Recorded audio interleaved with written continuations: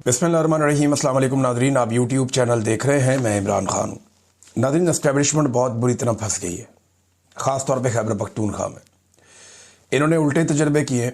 सियासत का इन्हें अंदाज़ा कोई नहीं है, मईशत का इन्हें कुछ पता नहीं है, एडमिनिस्ट्रेशन का इनको आइडिया नहीं है, दुनिया खारजी ताल्लुकात में कहाँ से कहाँ निकल गई, और ये अपनी ज़ात के फ़ायदे के लिए पाकिस्तान को नीचे से नीचे ले जा रहे हैं। और अब एस्टेब्लिशमेंट बहुत बुरी तरह फंस गई है। इस जगह पे एस्टेब्लिशमेंट को रेस्क्यू करना पड़ेगा, और मौजूदा जो पॉलिटिकल पार्टीज़ हैं उनके अंदर जिनको हुकूमत में बिठाया हुआ है उनमें ये काबिलियत ही नहीं है, और आवाम का उन पर एतमाद भी नहीं है। मिसाल के तौर पे एस्टेब्लिशमेंट अब ये लाइन ले चुकी है कि हम खैबर पख्तूनख्वा में इमरान खान का नामजद करदा वज़ीर आला सुहेल अफरीदी वो नहीं बनने देंगे। अभी तक तो इमरान खान ने चिट्टा इनकार किया कि नहीं, मैं तब्दील नहीं करता, लेकिन ये सियासत है, यहाँ पे कुछ भी हो सकता है। मुमकिन है कल को इमरान खान साहब कोई और फैसला दें, लेकिन सुहेल अफरीदी की हमायत में पाकिस्तान तरीके इंसाफ में इजाफा होता जा रहा है। वो वहाँ पे काफ़ी तगड़ा हो गया। अब देखना यह है कि पीटीआई या इमरान खान साहब अपना फैसला बदलते हैं या एस्टेब्लिशमेंट मजीद फंस जाती है, क्योंकि DGISPR ने बड़ा वाजे कहा कि वो नहीं बनने देंगे। देखिए, दूसरे अल्फाज तो यही है कि सुहेल अफरीदी को हम नहीं बनने देंगे। भाई, जितने टाउट्स हैं वो इसी बारे में खबरें दे रहे हैं। एक टाउट ने तो यहाँ तक खबर दे दी कि जनाब कोई एस्टेब्लिशमेंट को पेपर मिल गए, उनसे साबित हो गया कि जनाब ये जो सुहेल अफरीदी है ये कोई रॉ का एजेंट है, और फिटेमुत ताड़ी रिपोर्टिंग दे होते। ये थोड़ा सा इन्वेस्टिगेट कर लो, चीज़ों को देख लो, वो बंदा कौन है। वो कबायली इलाकों से पहला आदमी है जिसको इमरान खान साहब ने नॉमिनेट किया वज़ीर आला खैबर पख्तूनख्वा के लिए। उनकी महरूमियाँ दूर होने जा रही हैं, उनका अपना बंदा आ रहा है, और यहाँ पे मिलिट्री एस्टेब्लिशमेंट के पेट में मरोड़ उठ गए। भी आपका लेना देना ही कोई नहीं है। अवाम ने जिनको वोट दिए वो फैसला करेंगे कौन आएगा, हुकूमत करेगा। आज आपको गंडापुर की याद सता रही है, आपको लगता है जी गंडापुर आपका बड़ा काम का आदमी था, या उसके साथ आप बेहतरीन तरीके से चल रहे थे, तो फिर गंडापुर की बात मान लेते या उसकी रिक्वेस्ट मान लेते। तो अब मामला ये है कि मुल्क के अंदर इस्तेहकाम लाते लाते जो पाकिस्तान की मिलिट्री एस्टेब्लिशमेंट है उन्होंने पाकिस्तान को मुकम्मल तौर पे अदम इस्तेहकाम का शिकार कर दिया। ज़रा एक दफ़ा पाकिस्तान का मैप आप देखें। इस नक्शे पे मुझे कोई इलाका बताएं जो महफूज हो और पुरअमन हो। कराची की बैड गवर्नेंस आपके सामने है, सिंध के हालात आपके सामने है, सैलाब आया हुआ, पूछने वाला कोई नहीं है। जितनी सिंध के अंदर तबाही है, करप्शन है, उसका तो कोई मुकाबला पूरी दुनिया में कहीं नहीं है। पाकिस्तान तो बहुत दूर की बात है। ये इस्तेहकाम हो या अदम इस्तेहकाम हो, सिंध के अंदर जो करप्शन को दवाम मिलता रहता है ना, जरदारी साहब के आशीर्वाद से, वो नहीं रुकता। कच्चे के डाकुओं ने तबाही फेरी हुई है सिंध और पंजाब के बॉर्डरों के ऊपर। रात को आप ट्रैवल नहीं कर सकते वहां पे। बलूचिस्तान की सूरत हाल ये हो गई है कि वहां पे आप शाम के बाद सफर नहीं कर सकते, जा ही नहीं सकते। बलूचिस्तान में मैंने आपको पिछले वीलॉग में बताया सिर्फ दो चीजें महफूज हैं, एक मादनियात के ट्रक और दूसरा ईरान से स्मगलिंग होने वाला तेल। बाकी हर चीज बलूचिस्तान में जो है वो टारगेट की जाती है, और ये हम सब अच्छी तरह जानते हैं। और इनमें माल किसकी जेब में जाता है ये भी सब जानते हैं। जो बॉर्डर पे हैं उन्हीं की मर्जी से स्मगलिंग होती है, वरना कैसे हो सकती है। तो बलूचिस्तान का तो बेड़ा ही गर्क कर दिया, कोई भी वहां महफूज नहीं है। खैबर पख्तूनख्वा के कबायली इलाकों की हालत भी इससे मुख्तलिफ नहीं है। रोजाना धमाके, गोली बारूद, हमला, बच्चों की शहादतें, खवातीन की शहादतें, मासूम शहरी जाँ बहक हो रहे हैं। अभी DI खान के अंदर एक अटैक हो गया, उसमें पुलिस वाले जाँ बहक हो गए। तो लगातार खैबर पख्तूनख्वा के कबायली इलाकों में भी यही चल रहा है, वहां पे भी इस्तेहकाम नहीं आने दिया। अफगानिस्तान से एक नई लड़ाई शुरू कर दिया। अब अफगानिस्तान के बारे में मैं बताऊं, देखें, वो अफगानी भी कहते हैं कि अमेरिका से और रशिया से पूछ लें, आप हमसे लड़ना चाहते हैं तो आप उन दोनों से पूछ लें। रूस जो है वो एक सुपर पावर था, अमेरिका जो है वो दूसरी सुपर पावर था। वो दोनों जान छुड़ा के निकले इन पहाड़ों में से। अब पाकिस्तान की मौजूदा मिलिट्री एस्टेब्लिशमेंट इन पहाड़ों से क्या निकालना चाहती है? देखिए, मादनियात तो बहुत है यहाँ पे, लेकिन जिस चक्कर में हम अफगानिस्तान के साथ लड़ाई कर रहे हैं उसका नतीजा क्या हमारे हक में निकलेगा, या हम कई दहाइयों तक लंबी एक लड़ाई के अंदर फिर झोंके जाएंगे, फिर एक लड़ाई में चले जाएंगे ना। भारत कितनी समझदारी का मुजाहरा कर रहा है, हालांकि वो इंतहाई एंटी तालिबान है भारत के लोग, लेकिन वो ये समझते हैं कि ताल्लुकात रखने पड़ेंगे, और वो अक्लमंदी से अपने खारजी ताल्लुकात बना रहे हैं। अफगानिस्तान के साथ, और पाकिस्तान अपने हमसायों से बिगाड़ता चला जा रहा है 7 समंदर पार अमेरिका को खुश करने के लिए। फिर भारत से हमारी दोबारा लड़ाई होने वाली है। ये मैं नहीं कह रहा, ये एस्टेब्लिशमेंट खुद खबरें चलवा रही है कि अक्टूबर नवंबर में मुमकिन है कि भारत हमारे ऊपर एक अटैक करे। फिर अब अगर आप पंजाब में आ जाएं तो सैलाब मुतासरीन अभी तक बेयारो मददगार हैं, कोई पूछने वाला नहीं है। जिन इलाकों में पानी उतरा है, लोग अपने घरों को जाकर खुद ही आबाद करने की कोशिश कर रहे हैं। लोग अपनी मदद आपके तहत चीज़ें ठीक करने की कोशिश कर रहे हैं। लोग भूखे हैं, परेशान हैं, फसल लगने का टाइम हो गया, उनके पास बीज और खाद के पैसे नहीं हैं, और हुकूमत अभी सिर्फ सर्वेस करवा रही है, कोई काम हुकूमत ने शुरू नहीं किया। पंजाब में तहरीक लब्बैक और पुलिस के बीच में इस वक्त एक मैच पड़ा हुआ है, एक सड़कों पे जंग लगी हुई है। तहरीक इंसाफ पर जुल्म के पहाड़ तोड़े जा रहे हैं।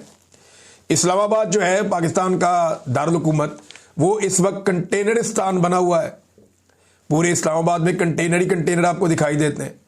आम आदमी अपने बच्चे को अस्पताल ले जा रहा था, गोद में उठा के भाग रहा था और बददुआएं दे रहा था।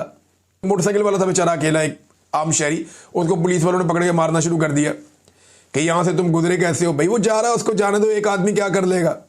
लेकिन नहीं, इस्लामाबाद को एक नो गो एरिया बना दिया, सारे रास्ते बंद कर दिए, कंटेनर लगा लगा के तबाह कर दिया। ऐसा लगता है इस्लामाबाद नहीं है, कोई समंदर के किनारे कोई पोर्ट है, कोई बंदरगाह है जहां पे कंटेनर ही कंटेनर्स पड़े हुए हैं। आज़ाद कश्मीर में एक अलग टाइम बम लगा हुआ है। आज 11 तारीख है, 19-20 तारीख तक का टाइम है इस हुकूमत के पास मुतालबा तस्लीम करने का। अब मुतालबा तस्लीम करने की बजाय इन्होंने आज़ाद कश्मीर में जो अवामी जॉइंट एक्शन कमेटी के रहनुमा है उनके ऊपर मुकदमा दर्ज कर दिए। ये पाकिस्तान में इस्तेहकाम लेकर आएंगे, और जो कश्मीरी नौजवान हैं उन्हें इस्लामाबाद में पकड़ पकड़ के पुलिस डंडे मार रही है, उनको रुस्वा कर रही है, उनसे ज्यादती कर रही है। बल्कि नौजवानों ने क्लेम किया कि उन्हें कहा गया कि तुम कश्मीर मुर्दाबाद के नारे लगाओ। उन्होंने डंडे खा लिए, मार खा ली, लेकिन उन्होंने कहा जी हम ये नारे नहीं लगाते। फिल्मों में हम ये देखते थे ऐसा जुल्म और जबर, लेकिन हमने कभी हकीकी जिंदगी में तसव्वुर नहीं किया था जो इस्लामाबाद पुलिस ने अब किया कश्मीर के नौजवानों के साथ, बकौल उन नौजवानों के। तो आज़ाद कश्मीर में भी एक टाइम बम सिचुएशन है, टाइम गुजर रहा है, किस वक्त वहां धमाका हो कुछ आप कह नहीं सकते। फिर गिलगित बल्तिस्तान में लगातार एहतजाज चल रहा है, वहां पे तजारत रुकी हुई है। वो लोग कह रहे हैं जी हमारे वसाइल पे जो कब्जा किया जा रहा है मिलिट्री एस्टेब्लिशमेंट की जानिब से, वो बंद होना चाहिए। अब एक सूबे में हुकूमत ही नहीं है इस वक्त, और वो भी सिर्फ मिलिट्री एस्टेब्लिशमेंट की जिद की वजह से। वजीर आला ने इस्तीफा दिया, गवर्नर कहता मुझे मिला ही नहीं, हालांकि मिलते ही मंजूर हो जाता है ऑटोमेटिकली।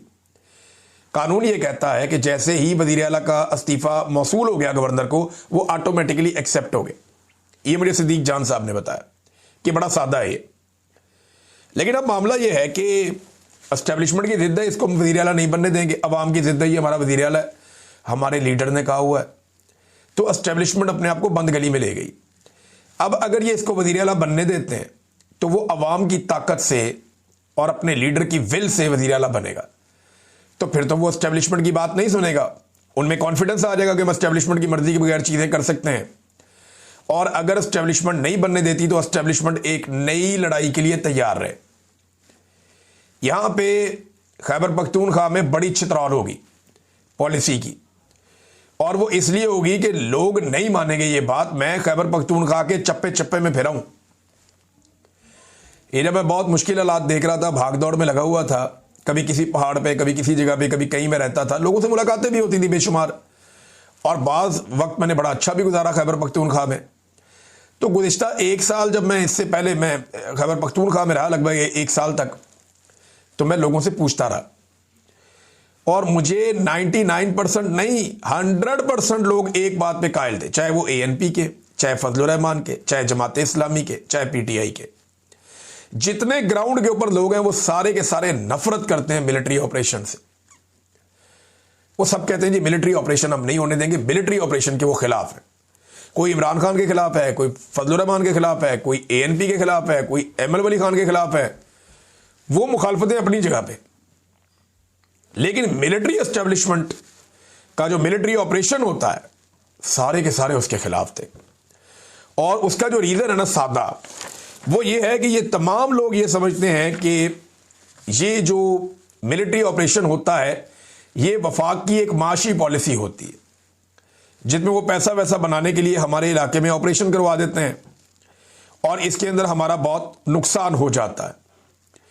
ये वो लोग बार बार कहते हैं। ये बात बड़ी वाज़ेह है कि खैबर पख्तूनख्वा के लोग दहशतगर्दी के खिलाफ हैं और दहशतगर्दी से तंग भी हैं। ये बात बिल्कुल ठीक है, मगर वो मिलिट्री ऑपरेशन को अब वफाक की एक माशी पॉलिसी के तौर पे देखते हैं, क्योंकि हजारों ऑपरेशन के बावजूद आज तक खैबर पख्तूनख्वा के उन इलाकों में या पाकिस्तान में अमन नहीं आ सका, अमन वहां करीब भी नहीं आ सका, बल्कि जब जब ऑपरेशन किए जाते हैं उस दौरान में बदअमनी बढ़ती चली जाती है। तहरीक लब्बैक सड़कों पे है, वो मामले पे मैं आता हूं, लेकिन उससे पहले वजीर दिफा ने एतराफ़ कर दिया एक टीवी टॉक शो में कि तहरीक तालिबान लाने, जो टीटीपी वाले लोग हैं उनको वापस लाने की जो पॉलिसी है और जो प्रपोजल है वो जनरल बाजवा की थी। और जनरल बाजवा की दो प्रपोजल थी, एक वो तहरीक तालिबान को पाकिस्तान में लाना चाहता था दहशतगर्दों को, और दूसरा वो पीडीएम को हुकूमत में लाना चाहता था। दो चीजें लेकर आया इस मुल्क पे जनरल बाजवा, जो उसने इस मुल्क पे एहसान किया। नंबर एक, जनरल बाजवा दहशतगर्दों को लेकर आया पाकिस्तान में, ये उसकी पॉलिसी थी जिसके खिलाफ पाकिस्तान तहरीक इंसाफ के लोगों ने फैसला दे दिया। इमरान खान साहब ने ये मुकदमा रखा कौम के सामने, तहरीक इंसाफ के सामने भी रखा कि ये प्रपोजल है मिलिट्री एस्टेब्लिशमेंट की और ये चीज आई है, लेकिन तय हुआ कि इसको बैठ के पार्लिमानी तरीके से करेंगे, जमहूरी तरीके से। तो जमहूरी तरीके से इसको रिजेक्ट कर दिया गया अवामी मुंतखब नुमाइंदों की जानिब से, लिहाजा पॉलिसी होगी फारिग। तो जनरल बाजवा ने, एक तो जनरल बाजवा लेकर आए दहशतगर्दों को पाकिस्तान में, ये उनका एहसान है इस मुल्क पे। दूसरा, माशी दहशतगर्दों को भी जनरल बाजवा पाकिस्तान में लेकर आए, जिनको आज इक्तदार में बिठाया हुआ है। अब इंटरेस्टिंग बात यह है कि ये दोनों तरह के दहशतगर्द जो हैं, चाहे बंदूक वाले दहशतगर्द चाहे मईशत वाले दहशतगर्द, इन दोनों को सहूलतकारी दी गई बाकायदा जनरल बाजवा के जाने के बाद भी। और पाकिस्तान तहरीक इंसाफ या पासून के नौजवान या कबायली इलाकों के लोग जरगे कर करके इसके खिलाफ आवाज उठाते रहे, शिकायत करते रहे, लेकिन तब कोई नहीं जागा। पहले तालिबान को लाया गया, दहशतगर्दों को ला के उनको बसाया गया, फिर उनको फैलाया गया, फिर उनको इक्विप्ड किया गया, उन्हें ताकतवर बनाया गया, और जब वो ताकतवर बन गए तो अब उनके खिलाफ ऑपरेशन का फैसला किया गया। इस ऑपरेशन में उनका नुकसान नहीं होगा, उनसे ज्यादा नुकसान पाकिस्तान का होगा। शानदाना गुलजार साहबा का एक ट्वीट है, मैं पढ़ के आपको सुना दूं। वो कहती, कल मैंने बाजवा को खींचा और उसकी गद्दारी और दहशत गर्दों की कहानी सबके सामने रखी। जनरल बाजवा और जनरल फैज को पाकिस्तान की सरजमीन पर दहशत गर्द दोबारा आबाद करने का पोल मैंने और दीगर लोगों ने 10वीं दफा खोला है। नतीजा यह निकला कि आज मेरे कौमी असम्बली के हल्के NA 30 थाना हसन खेल पर फिर हमला करवा दिया गया है। दुनिया के सामने वादे हो कि मेरा जो हल्का है वो मादनियात से भरा हुआ है। अब मामला मादनियात का है, ये सारे कहते हैं मादनियात का है, खैबर पख्तूनख्वा की हुकूमत कहती है, उनके लोग कहते हैं, उनके MNAs कहते हैं, फजलुर रहमान के लोग कहते हैं, ANP के लोग कहते हैं कि मामला तो मादनियात का है। और मादनियात का जो बिल पास करवाने की एस्टेब्लिशमेंट ने कोशिश की, सबके सब उसके खिलाफ हैं। तो जनरल बाजवा ने यह प्रपोजल दी थी, ख्वाजा आसिफ ने इसका एतराफ कर लिया, जबकि DGISPR की पहली वाली कोई जो प्रेस कॉन्फ्रेंसेस थी, वो जो एक आधी इंडिया के खिलाफ है उसको आप निकाल दें, बीच में से छोड़ दें। बाकी जो DGISPR की जितनी भी सियासी प्रेस कॉन्फ्रेंसेस हैं, उनमें अगर किसी एक प्रेस कॉन्फ्रेंस की सबसे ज्यादा दुर्गत बनी है तो वो ये वाली है। नौजवानों ने सबूतों के साथ ऐसी दुर्गत बनाई प्रेस कॉन्फ्रेंस की, और इस प्रेस कॉन्फ्रेंस का वो हाल किया नौजवानों ने और सबूतों के साथ किया कि इसकी दूसरी कोई मिसाल माजी में नहीं मिलती। अब एक सवाल और पैदा होता, जो पाकिस्तान तहरीक इंसाफ के लोग भी पूछ रहे हैं कि जनाब उसामा बिन लादेन और एहसानुल्लाह एहसान, इनकी सहूलतकारी पाकिस्तान में कौन कर रहा था? क्या इनमें से एक बनी गाला में रहता था और दूसरा जमान पार्क में रहता था? किसने इनकी सहूलतकारी की? ब्लैक वाटर को पाकिस्तान कौन लेकर आया? क्या इमरान खान ने तहरीक इंसाफ के दफ्तर में उन्हें छुपाया हुआ था? जब सवालात आप उठाते हैं एक पॉलिटिशियन से, तो उनके हमायती या जो लोग हकायक को जानते हैं या तारीख जिन्होंने पढ़ी हुई है या जो तारीख के विटनेस हैं, वो फिर आपको दूसरी तरफ के हकायक भी बताते हैं कि जनाब आप दूध के धुले हुए नहीं हैं। ये गंद इस मुल्क में आपने मारा है, अब आप मलबा उठाकर सियासतदानों पर नहीं डाल सकते। तहरीक लब्बैक का नाज़रीन लॉन्ग मार्च चल रहा है। चंद लोग बड़ी जज्बाती बातें कर रहे हैं, लेकिन हकायक मैं आपके सामने रख देता हूं दोनों तरफ के। नंबर एक तो यह है कि 2 साल तक फलस्तीनियों के ऊपर जुल्म और जबर के पहाड़ तोड़े गए। तहरीक लब्बैक गायब, कोई बड़ी कार्रवाई नहीं की इन्होंने, आए खाना पूरी की और निकल गए, कुछ नहीं किया इन्होंने तहरीक लब्बैक ने 2 साल तक। अमेरिका बार बार जंगबंदी की करारदादों को वीटो करता रहा, यह अमेरिकन एम्बेसी जाने का इन्होंने कभी ऐलान नहीं किया, कभी नहीं किया। बड़ा जुल्म हुआ, बड़ा जबर हुआ, अस्पतालों पे अटैक हुए, सहाफ़ी कत्ल हो गए, उलमा कत्ल हो गए, ईरान के ऊपर अटैक हो गया, इसराइल ने तबाही फेर दी वहां पे, लेकिन ये नहीं बोले तहरीक लब्बैक वाले, उस बीच में चुप रहे। बल्कि इस दौरान वो पाकिस्तान तहरीक इंसाफ पर जो जुल्म और जबर हो रहा था उस पर आवाजें कसते रहे और उनको ताने देते रहे। इनकी क़यादत जो है वो मिंबर रसूल के ऊपर बैठ के सल्लल्लाहु अलैहि वसल्लम, गंदी और घटिया जुबान वहां पे ये लोग इस्तेमाल करते रहे मिंबर रसूल सल्लल्लाहु अलैहि वसल्लम पे बैठ के, जो जेब नहीं देती किसी भी आलिम को, किसी भी दीन को जानने वाले शख्स को। तो लंबी खामोशी के बाद बड़े अजीब वक्त पर उन्होंने एहतजाज का ऐलान किया, और एहतजाज का ऐलान के लिए फिर कोई 8-10 दिन का टाइम दे दिया कि हम एहतजाज करेंगे फलाने दिन पे। अच्छा, जो ऐलान है ना, ये बात भी हमें ज़हन में रखनी पड़ेगी कि तहरीक लब्बैक ने जो ऐलान किया वो इसराइल के हवाले से जो पॉलिसी है हुकूमत की बदलती हुई, उसके खिलाफ किया। लेकिन ये पॉलिसी आज तो नहीं बदली, ये तो हम आपको 2 साल से बता रहे हैं कि जो भी निकलता है फलस्तीन का झंडा उठा के उसको मारते हैं ये लोग। ये पॉलिसी तो बहुत पुरानी बदली हुई थी, शायद तहरीक लब्बैक को पता अब चला, तो उन्होंने उसके खिलाफ एहतजाज करने का फैसला किया। अब एहतजाज करना, पुरअमन एहतजाज करना आईनी और कानूनी हक है, और उन्होंने इसकी परमिशन भी ले ली। बाकायदा उनके पास कागज मौजूद है, वो दिखाते हैं जनाब ये डीसी का परमिशन है, हुकूमत का परमिशन है, ये हमने पूरा हर चीज कानूनी तकाजे पूरे किए, अनाउंस किया, तैयारियां की, अब हम जा रहे हैं मार्च करने, एहतजाज करने, रैली निकालने। मगर मौजूदा रजीम ने मुज़ाकरात करने की बजाय उनके ऊपर अचानक से हल्ला बोल दिया। ऐसा लगता है कि इस हुकूमत ने या इस रजीम ने यह फैसला किया था कि यह लड़ाई करनी ही करनी है, या ये पहले से तय था कि यह लड़ाई करनी है, क्योंकि इसमें मुज़ाकरात किए जा सकते थे, बातचीत की जा सकती थी।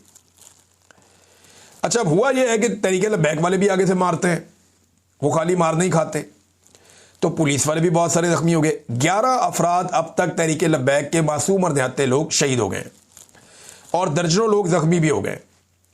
लेकिन इस सारे अमल में जो सबसे घटिया और गलीज हरकत की है पाकिस्तान के रियासती इदारों ने, जिसको बेगैरती आप कह सकते हैं, वो ये है कि उन्होंने एक मरतबा फिर चादर और चार दीवारी का तकद्दुस पामाल किया। तहरीक इंसाफ के कोई 1 लाख घरों का चादर और चार दीवारी का तकद्दुस पामाल हुआ है, तो तब किसी और को एतराज नहीं होता, क्योंकि तहरीक लब्बैक पे भी हो रहा है, तो उन्हें आइडिया होगा कि ये कितनी तकलीफ दे चीज है। साद रिजवी के घर पे अटैक किया, बच्चे और औरतों को उठा के ले गए, कैसी बेशर्मी और डिटाई है, यानी ये तो किसी सूरत जायज ही नहीं है। खवातीन का इससे क्या ताल्लुक है, बच्चों का इससे क्या ताल्लुक है, वो अपने घर में मौजूद है, फिर वहां पे चंदे वंदे के बक्से खोल के दिखा रहे हैं ये चंदा है, ये पैसे हैं, तो भी चंदा ही आता है उनके पास, और क्या आता है। आप किसी भी चले जाएं दरबार पे, आपको ऐसे ही चंदा मिलेगा, इससे ज्यादा मिलेगा।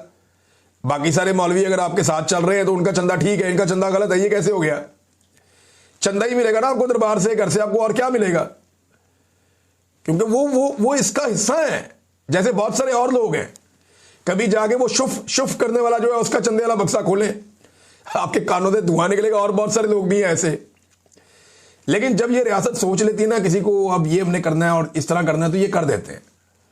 और अब खवातीन और बच्चों की जो तजलील की गई है, स्पेशली जो उसके घर के मनाजिर आ रहे थे साद रिजवी के, ये अफसोसनाक हैं, तकलीफ दें।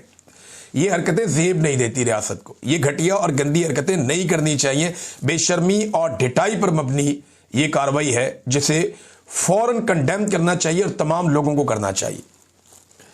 जिस तरह मैंने कल कहा कि जो DGISPR ने स्टेटमेंट दिया कि हुकूमत हमें कबूल नहीं है, इसको तमाम सियासतदानों को, वकला को, सिविल सोसाइटी को, जजेस को, सहाफ़ियों को और पाकिस्तान के हर शहरी को इसकी मजम्मत करनी चाहिए कि भाई इनकी जरूरत कैसे हुई ये बात की। इसी तरह ये जो चादर और चार दीवारी का तकद्दुस पामाल हो रहा है, हैदर मजीद पाकिस्तान तहरीक इंसाफ से ताल्लुक, फौजी अदालत से सजा दी, अब छूट कर आया है, उसके घर पे छापा मार के उसकी फैमिली के अंदर एक खातून को और उसके भाई को उठा लिया।